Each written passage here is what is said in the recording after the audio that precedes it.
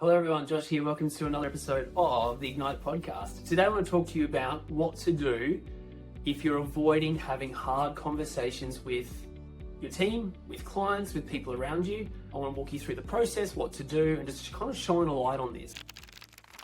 Recently had an amazing coaching call with a client who's just going through this exact thing in terms of has just been putting off, delaying, procrastinating, having hard conversations with their team. So I just thought, let's break it down. Let's look at why we do this, some practical things that you can do to move forward or through this. And honestly, let's just shine a light on it, because the more that we delay having hard conversations with people, the more things fester, the worse it kind of gets. And there's, much better outcomes that we can have for our team and our business if we actually just, get on the front foot and have hard conversations. So stop avoiding it, have the damn conversation. So I guess context. It's not just our industry. It's not just engineering, it's not just town planning, surveying, architecture, it's not just our, the built environment industry. It is human beings in general do not like having hard conversations. Human beings in general shy away from conflict, they shy away from having hard conversations, they shy away from speaking their mind. And it's largely because of the people-pleasing parts of our personality. Like, we all have the people pleaser. It's a lovely, warm, beautiful part of our personality. It helps us create connection, meaningful relationships and that sort of thing. But in our quest or our need to be liked by everyone all the time, it also means that we prevent, delay, or put off conversations that actually ultimately could wreck our business if we don't have them sooner. So that's why I want to have this. I really want to empower consultancy owners to, stop tolerating low performance, to stop sugarcoating things, to start having difficult conversations that actually move the business forward. So that's the purpose of today's episode, is to shine a light on this and start to bring awareness to the fact that we're actually holding back the growth of our business and the growth of us as human beings and our staff as well, who need to be spoken to. And having had that hard conversation, we're preventing growth for everyone. So context or short story. They're underperforming. So as an example, you might have a staff member. This happens a lot in business. You've got an underperforming staff member. Everyone knows it. They probably know it. They're either taking the mickey and just underperforming, or, they know they're not doing as well as they could be, but they don't know how to get better.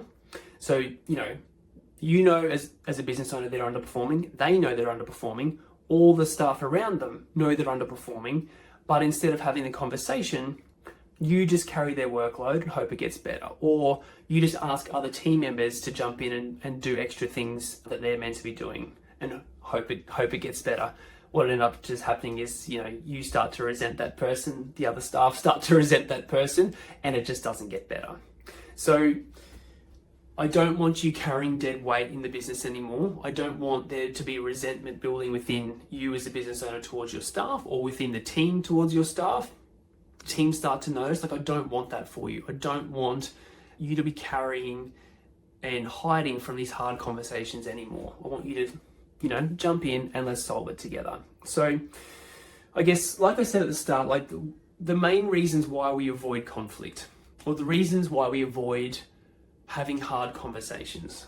One is the fear of conflict, the fear of having a hard conversation, the fear of how are they going to react? Maybe they're going to get angry at me. Maybe they're going to storm out and quit. Maybe they're going to go me front fair dismissal. Our brain starts to just go in all these weird and wonderful places. So we're avoiding hard conversations because of fear of conflict. Second is this concept of guilt. As an example, they've been so loyal to me for so long. They're just going through a rough patch, or they're just doing their best, or, they've been with me for 7 years, or I know at home they're going through some really tough stuff. Therefore, I'm just going to leave them alone for a bit and hope it gets better. So this guilt comes up about, even thinking about having a hard conversation with someone. The third reason is you don't want to be the bad guy or the bad girl. Again, to my comment at the start about the people-pleasing nature of our personality, you just want everyone to like you. You don't want to be the bad guy. You don't want to be the bad girl. You don't want to have a hard conversation or talk to someone about their performance because you want people to like you. But avoiding it it's a leadership failure in the business. It's not kindness, because at the end of the day, if you allow bad behavior or poor performance to continue, it affects so much stuff. It affects culture in the business. So good people start to leave because they're like, well, they're clearly not going to do anything about he or she over there, so I'm out. Like, this is a low performance culture, so see ya. It starts to affect your productivity on your projects, therefore your profit margins, therefore affects your ability to make good profit in your business, which therefore affects your ability to provide a good lifestyle for your family. You start to have lower margins, stress starts to creep in, your business stops performing. Like, it's just this pervasive kind of downward spiral if you allow poor performance to continue and bad behavior to continue. So you think that you're like saving people, or like, I'm doing everyone a favor by not having this hard conversation, but you're actually impacting so many more people. So in terms of like, and to move on, in terms of like the cost to the business, team morale, like high performers, they get demotivated. Culture, you're signaling to everyone, like, this is acceptable here, like this is acceptable behavior. Your time, like, you're jumping in and covering for them, your team's jumping in and covering for them. And like I said, your growth as well, you can't scale with C players on the field. So how do we have these hard conversations? And it's so interesting. Like, I coach so many people through this process, and the good news is 9 times out of 10 the conversations like, oh, that actually went really well. Like, they knew that they were doing bad things and they wanted to, they weren't performing as well as they could, and they just, they need a bit of help. Like, very, very rarely does it ever go as bad as our brain makes it out to, or thinks it's going to go.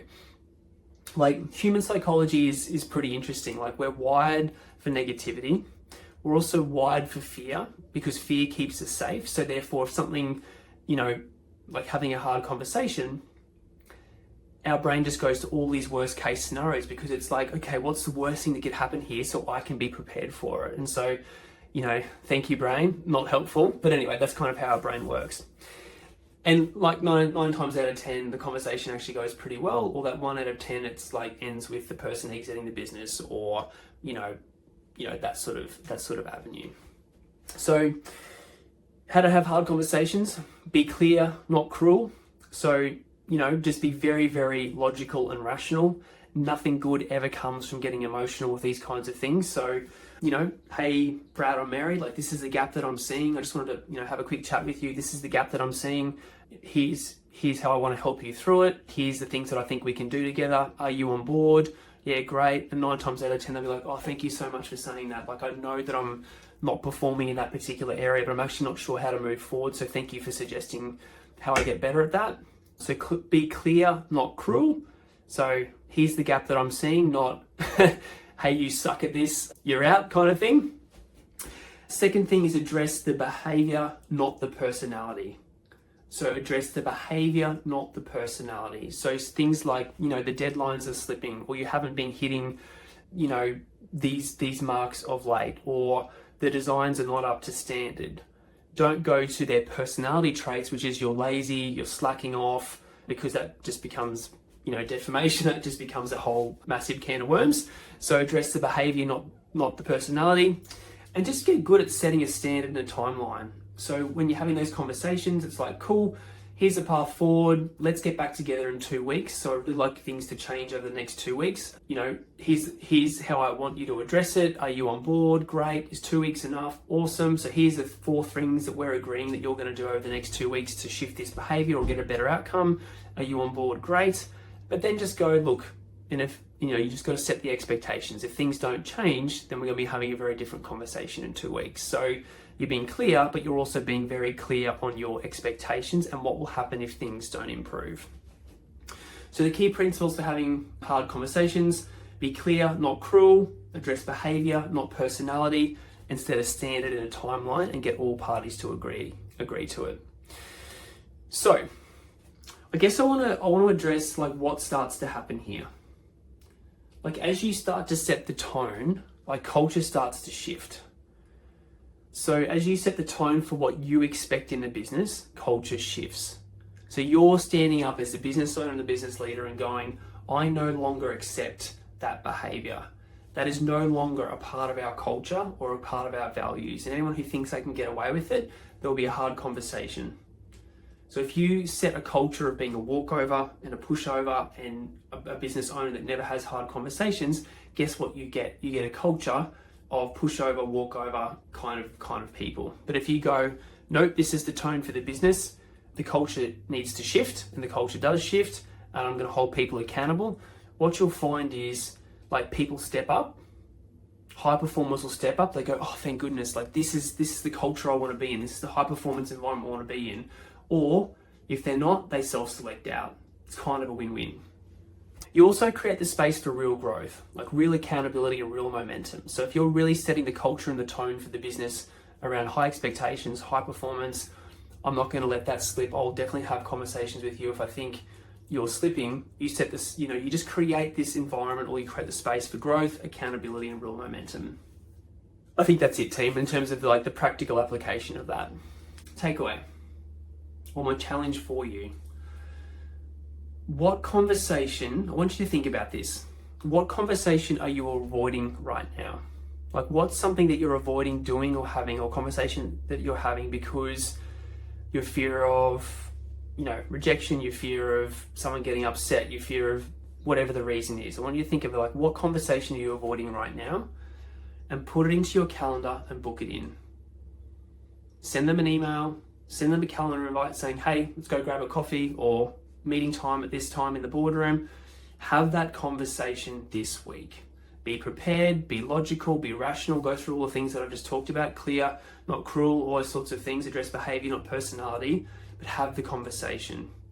You don't need to be a jerk about it. You don't need to be mean or rude or anything like that, but you just need to be honest. Have the conversation, rip the Band-Aid off, and just notice how much better you feel about yourself coming out of that conversation, because you're showing to yourself that you're the type of person that doesn't accept that behavior in your business, and that you're the type of person that is willing to have hard conversations for the greater good of the business, the team, and yourself, your family, all those sorts of things. So big challenge. What are you avoiding? What conversation are you avoiding? Book it in this week, have it, and notice the impact that it immediately has on your energy levels, and also the culture in the business. Final thought, like, it's a business. You're not running a daycare. Like, let's lead like it. Let's lead like you're running a business, not a daycare, not toddlers running around, but you want real adults, high-performing adults in your business. That's it for me today, team. Hope you got a lot from that episode. So look, if you're tired of tolerating low performance in your business, if you feel like you're always making excuses for people and can't have hard conversations, I'd love to invite you to book in a 20-minute business order call. We'll spend 20 minutes together going through every aspect of your business, completely unpacking your business and looking at like the 1 or 2 areas that you could use some help with at the moment. We'll build an action plan for you coming out of that business order call, so you have immediate things that will make a difference that you can action coming out of that business order call that will make an impact on your business. So if that's you, I'd love to see you on a business order call. The link will be below this episode. Talk to you soon.